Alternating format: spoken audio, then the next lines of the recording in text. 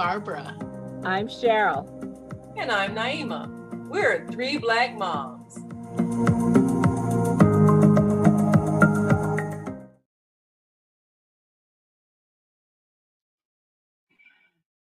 Today we're going to talk about infidelity. Woo! Marriage used to mean a lot of things. But one of the things it meant was you were exclusive to your partner. You were exclusive to them emotionally. You were exclusive to them physically. So there was to be no sexual intimacy with another person outside your marriage. And there's to be no romantic feelings for anyone outside your marriage. Well, marriage has evolved and our lifestyles have evolved.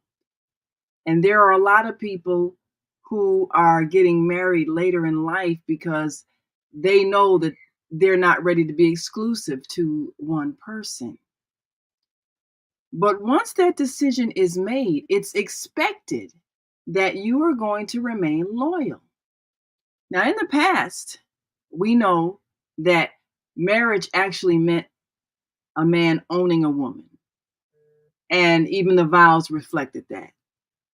And we know there's all kinds of scriptures from way back about the price for infidelity, meaning stoning to death. Of course, I always noticed it was just a woman that was stoned. So the idea of marriage was a man owns you and he owns the rights to you. And if you violate that trust, then he has the right to kill you. Now, we know that's no longer the case. But I've had some friends that have handled that issue of infidelity in various ways. And I've had situations where men so-called cheated on their wives. They had an intimate relationship outside the marriage. And I've had the women that responded differently. Now, one woman, she was quite devastated, but when her husband died, she did invite the other woman or allow that other woman to come to the funeral. And everybody kind of knew that this was the deal because he'd had some children by her and children by the wife. And so, how do you ignore the fact that he had another family, even though it was emotionally painful for her, but she did understand this other woman was also mourning. Now, I had another friend whose husband had a couple of girlfriends outside the marriage, and she was quite enraged when they showed up at the funeral, even though they felt like they were in a relationship with him as well. So now there are two different ways people have responded, but men aren't the only one who go outside their marriage. I had two male friends who told me about their situations. One, when he found out his wife was having an affair with his friend, he was getting ready to go and murder the guy. He got all the way up to the doorstep. He had an axe in his backpack, and he was going to pull it out and chop this man up. And then something just came up, just a wave of forgiveness came over him just before the man opened the door, and he just walked away, and so he didn't kill the man. The second one, the man, he found out his wife was having an affair with another guy. He was going to shoot the guy to death. He had put the gun in his trunk of his car, and he got ready to open the trunk and go in and shoot the man. And somehow when he opened the trunk, he couldn't find the gun. It just wouldn't appear. It was like it was gone. So it seemed like in both cases there was divine intervention, so they don't do that thing. But some people almost do feel like infidelity is cause to kill. Now, it's no longer a state offense punishable by law, but some people feel like it's an emotional offense. Can you forgive? And do you really own the rights to someone's body or emotions? And what happens if you do reconcile? Do you ever trust again? So, sisters, let's take a look at this whole issue of infidelity, because often it is something that can destroy someone's career if it's felt it is a reflection of their ethics, morals, values, and reliability. So what do you think? I think that infidelity can be a form of abuse.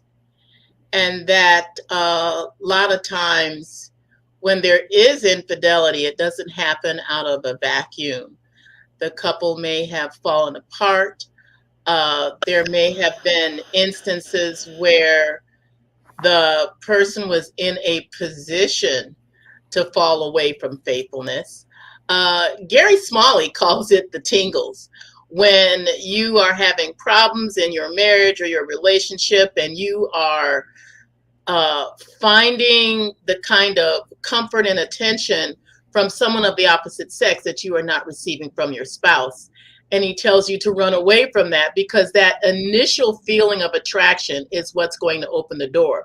Maybe you are working together in an office situation and you're working late, and then you find yourself working late more and more. And before you know it, people like to say, oh, it just happened. But really, there were steps that built up to this, and you did not put up the stop sign and cut it off before it got too far and became an affair.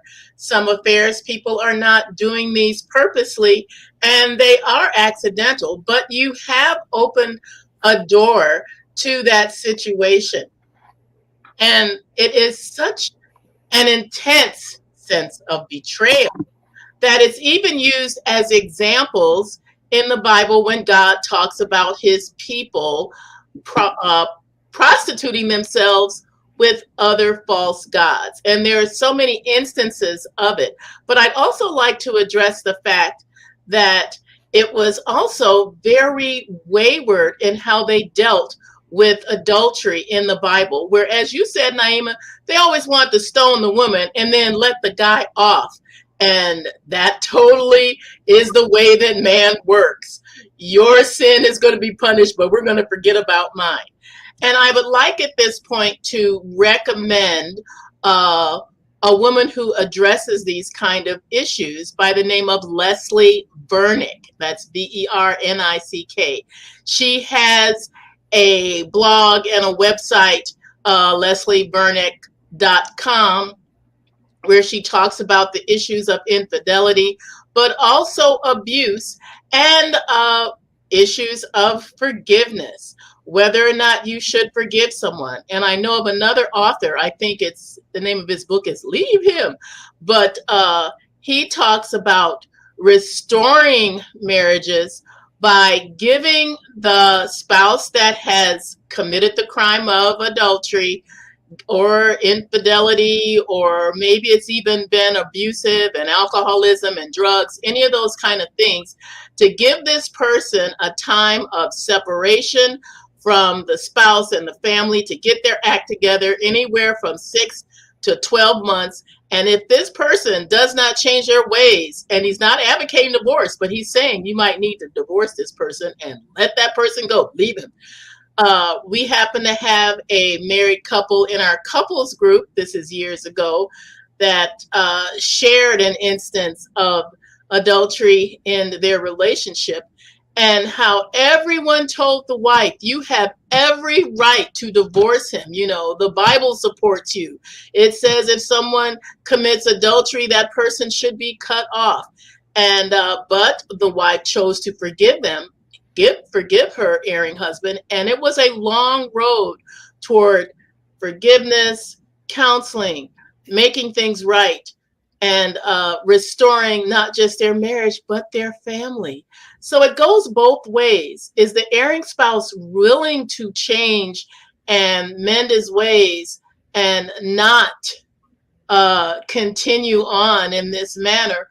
Or are they someone that you really should leave him, let him go?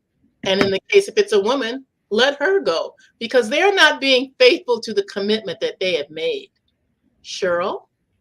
Well, it's interesting because I was thinking there are a lot of different ways people are looking to be coupled, as in sometimes they're looking to be throupled. They want to add someone into their um, marriage bed, or they practice polyamory, or they open it up because they feel there's something missing in a relationship. And sometimes when people open up a marriage, that is a beginning of of the end. And in fact, they've even talked about uh, how when people have these recommitment ceremonies, that usually the couple is going to end up divorcing soon afterward. So, these recommitment ceremonies don't necessarily mean, oh, with 30 years, we're going to have this, redo our vows. You shouldn't have to do that. But, that's whatever makes you feel good. Now, I looked up something because I was interested in it. And so I looked up infidelity in marriage to say, okay, what's the deal with this? And the first thing that came up says men are generally more likely to leave a marriage after infidelity than women, but not all men do. According to one study, 61% of men stay married after their partner cheats, compared to 44% of women. However, other sources say that men are more likely to leave if their spouse cheats. Now, that makes more sense to me, and I'll tell you why. At one point, I was um, going to Al Anon for spouses of alcoholics. This is, from my first marriage. And I knew then that a lot of times men who were married to alcoholic women tended to leave, where women tended to stay. Now, I found Al Anon, full disclosure, I found it very unhelpful in the situation I was in because it was also abusive, but because I just found the people who were going to the meetings would spend a lot of time with these stories about how terrible things had happened to them. And it was almost like they were one upping each other about, oh, this person, he fell asleep and, he did this, and I'm not making excuses for him anymore. But after a few weeks, I realized, you know what? I'm not feeling any better. And so when we talk about infidelity, some people can choose to say, okay, we're going to go to counseling and we're going to get through this. But like you said, Barbara, these things don't happen in a vacuum. Usually these things start with emotional affairs where one person gets close to maybe what they call their work spouse. And, those things kind of culminate into more, instead of it just being a working relationship, it becomes a more personal relationship. They start sharing when they have problems. There's, and I read so many advice columns where people say, well, they're constantly texting someone all the time, and they're texting them after hours, and it's not work related. And it's almost like grooming. I think things don't happen accidentally. I think they happen accidentally on purpose. And I think the way a pedophile doesn't come in and snatch a child off the street, that a pedophile is usually someone that is known to the child and to the family, that there's grooming behavior. And I think there's also grooming behavior and infidelity. It can start with the emotional affair. It can start with, oh, we're really good friends and we're sharing, oh, my problems with my wife or my husband.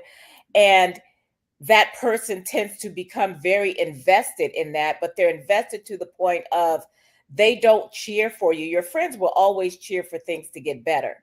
But when someone is grooming you, they are looking for things to get worse and for you to and them to rely. And as one in a week, I just want to share this. And in a week, I'm going to be coming back to Chicago for my 50-year high school reunion. And reunions and Facebook meetups and things like that can be very tricky because there was infidelity. And I'm not going to say which high school reunion it was, but there was definitely infidelity happening at one of my high school reunions where someone who had gotten married left her husband at home and did something with someone else from high school. And those things, I think they happen common with, looking up the ex on Facebook. You know, we invite these things. And so these things happen accidentally on purpose. They happen because we want them to happen. I think at some point, you get the yellow flags and you keep going through them. And then you just speed right through the red flag. Red light. Yeah, and just keep going. And then it's like, well, I didn't mean for this to happen. We have to do some introspection. Yes, you did. You just didn't think you get caught. When I first wrote the book, The Female Solution, it was motivated by all of these families that I had seen breaking apart and the impact on the children when someone decided to divorce because of, a lot of times, infidelity. Yeah. And you see the anger, you see the hurt, and they decide, look, I don't want you anymore. You had an affair with this person. That's it. And the fallout from that, the child is distressed. The family goes into financial distress because now you're paying for 2 houses, 2 car notes, 2 everything, because everything's split. You don't have the emotional support or the financial support of the in-law families. I mean, all of that's gone. So you have such destruction. And I was seeing in my classrooms, whether it was elementary school or high school, I was seeing the impact of the broken families. And so I began to think about this. The whole marriage, and in a lot of other cultures, marriage is not just between the 2 people. It's the families are married. The ceremonies, like our families are coming. Well, that's the whole point of the marriage, of the wedding, and think you're blending 2 families, whether it's 2 kingdoms like that, back centuries ago. But it's a blending of 2 families. Yes. Yeah. So and when the relationship breaks apart, you're breaking all those relations. You're breaking That's the relationship exactly with that right. aunt who used to come babysit, or that grandma that used to help out. You're breaking all of that, and the impact is deeply felt in the lives of the children. But the parents who decide they can't forgive or can't reconcile, they can't work it out, sometimes the anger or the feeling of hurt is so deep, they really don't see beyond my feelings are hurt. And I want to take a look at that for a minute. Yeah. Because I have something to say about that, though. Yeah, so do I. I mean, you make a vow and you're going to love and cherish and honor this person forever.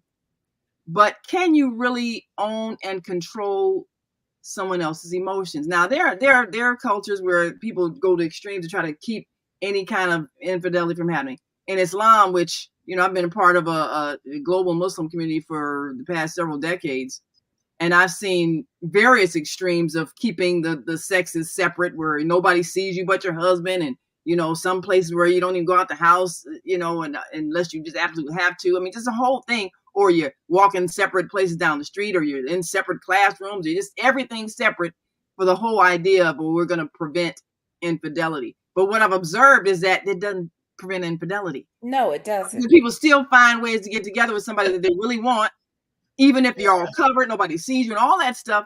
So it's like you can't regulate emotions. You can't regulate a desire to be with someone, to be an intimate partner with someone. You can't. And then we know that there have been times in the past where that the penalty of that was killing you. Did that? Well, they still have honor killings in some. They still have honor killings, yeah. and I know of a family where that happened within the last decade. So you still have honor killings, but does that do we really believe that you have a right to hurt someone, whether it's through the law and take everything from them, take them to the cleaners because they cheated on you, or if it's kill them because they cheated on you? Do we really believe that? And it's in the news it's in the news every single day that someone kills and it doesn't even have to be a spouse. Yeah, it doesn't have to be a spouse. It can be an ex-girlfriend or boyfriend. They go and they want to kill everybody in the house. Mm-hmm. Okay, those people are crazy. Well, of course. Of course they are. Because we want to own other human beings. That's the problem. That should not be like that. Because, even in Malachi, the Bible says God hates divorce. And people will take that and try to force people to stay in a marriage that is abusive, there is drugs, there is alcoholism, there is beating, and they will say, well, God hates divorce, but they will stop at that verse and not continue on where it says, and I am against your defiling of your marriage relationship. See, people just read the part that they want to do to influence people to do what they want them to do, when it really is not biblical to force someone to stay with someone who has committed infidelity. Now, if there is an opportunity for there to be forgiveness, so be it. But this is going to take a really deep change in the person who has committed this, because they didn't stop when they got, like you said, Cheryl, all the signals. They rushed past the yellow light. And then when they got to the stoplight, they didn't stop. But there's something else that Cheryl said that I think we need to take a look at. People want to own people, and you can't. People want to own people. And this is why people who don't forgive believe that they have a right not to forgive, instead of realizing that relationships are about free will. We're all about free will. And if someone feels that they have now this is what could happen. If people will honor and respect the free will of every individual, then we can really have really loving relationships. And if one feels that they can no longer honor or do not want to remain in an exclusive relationship, you should be able to part amicably without it being a punitive thing, because they have a free will to own their own emotions and their own bodies. Because we had this idea, I own you, you're mine, I'm going to punish you if you take your body and share it with someone else. I believe that is a way of thinking that we need to evolve out of. If we're going to really be loving partners, love needs to be free. And that means if we are agreeing we're going to be a couple for life or whatever, then we be that. If you at some point feel that you no longer want to be exclusive to me, I need to be able to let you go and be with other person. She's going to see you. And we need to be able to not feel like we got to destroy each other in the court. That's exactly destroy right. each other financially. Yeah. And allow each other the decision to grow in another direction. Now that's hard to do, but like you say, sure, there are always signals. And when you've grown apart, when you no longer have the same interests. And like you're saying, Barbara, people feeling like it's the right thing to do to stay in a situation that's abusive. That's insane. You should only be coupled with someone who is enhancing your life. If it's painful, what's the purpose of it? We're not here to suffer. So I think we can evolve to a higher level of understanding of what this marriage relationship is. But it needs to be based on free will, and you need to be able. I do like the way they have the no fault divorce, because sometimes nobody's fault. You just irreconcilable differences. I don't drink anymore. Yeah. I don't do the things we need to do. I'm not interested in the career we started out together. Whatever it is, we're not equally yoked anymore. And rather than me stay here pretending that I want to be with you and I really want to be with this other person, rather than me lie about it and keep this other person hanging on and saying, I love you, but I can't leave my wife because then, she'll divorce me and then, she'll take everything. So rather than us doing that, if we can just be honest when we have developed other feelings for other people, that's one step. And then still keep our commitment to our children to co-parent so that their lives are not shattered and they're not being made to feel like they got to choose between one spouse or the other or one side or the other. Because I see that happen a lot as well. Yeah. Okay. I've got to tell you all this because this is kind of funny. We are children of the 70s. We grew up in the 70s. And remember when they said, if you love something, set it free. Yeah. It used to say, if you love something, set it free. If it comes back to you, it's yours forever. And if it doesn't, it never really was. Well, then they started saying, if you love something, set it free. If it doesn't come back to you, hunt it down and kill it.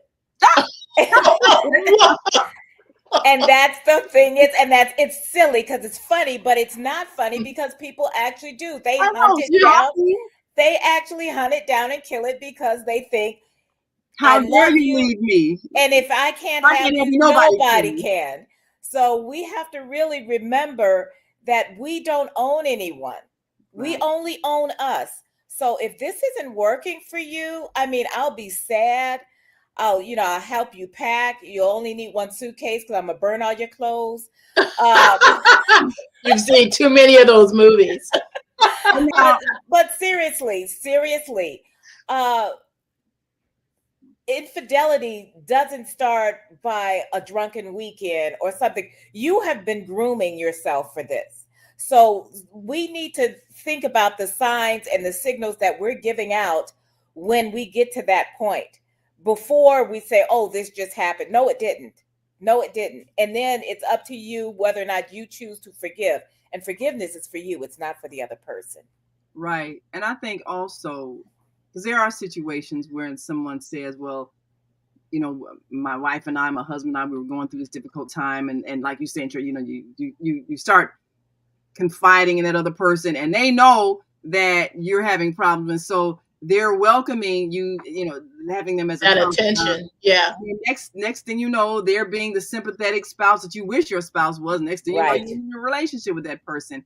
But then maybe after the difficult time with your spouse, you realize, I really do love my spouse. We just needed to work that thing out. But in that interim, you have stepped outside the marriage. So if you are able to be honest and say, I was emotionally distraught, I should not have turned to this person, I don't want to be married to them, I still want to keep our family. Do you think it's possible for someone to look at the whole situation and realize during that period of estrangement, a relationship happened with someone else, but it is over? So can you come back? Do you think it's possible to forgive? And you know what? Be wise, because the person that is cheating on their spouse with you, they will turn around and do the same thing to you after they've broken up. They've got this pattern. Don't be foolish and think, oh, he really loves me more than his wife, who's this awful person. And you find out they are really not all that at all. They have this habit of being unfaithful, and they will be unfaithful to you. And you'll be the awful person that they talk about to the next woman. Exactly. Leopards don't change their spots. Absolutely. Well, it is time to go, people. But we want you all to leave your comments. Have you been in a relationship where it ended because the person was not faithful? Have you been one who stepped outside of your marriage and was unfaithful? Were you honest about it? Did you reconcile? Did you divorce? Do you regret it? Did you end up with the person you cheated with? Or did that relationship break up? Or did you stop it when you felt the tingles? Well, let us know, and like and subscribe to our Facebook channel and our YouTube channel, 3 Black Moms. And we will see you, and leave some ideas of some things you'd like us to talk about. We'd love to take your suggestions. And until next week, I'm Naima. I'm Cheryl. I'm Barbara. We are 3 Black Moms.